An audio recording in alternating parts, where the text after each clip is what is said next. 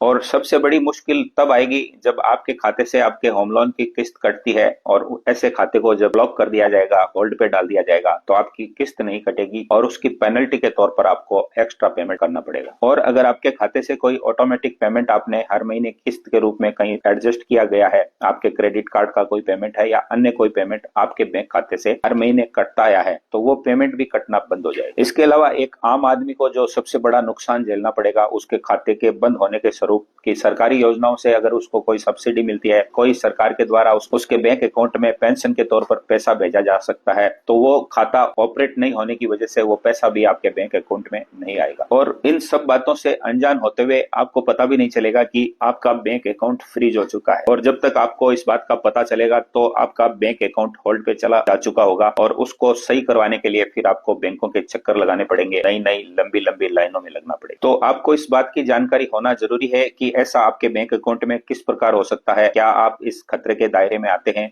और अगर आप आते हैं तो इससे बचने का तरीका क्या है और किस प्रकार ऐसी विपत्ति से आप बच सकते हैं। तो इसके लिए बैंकों ने 3 कैटेगरी में सभी अकाउंट धारक को बांटा है, और इन 3 कैटेगरी में आपको सिर्फ ये देखना है कि आप किस कैटेगरी में आते हैं।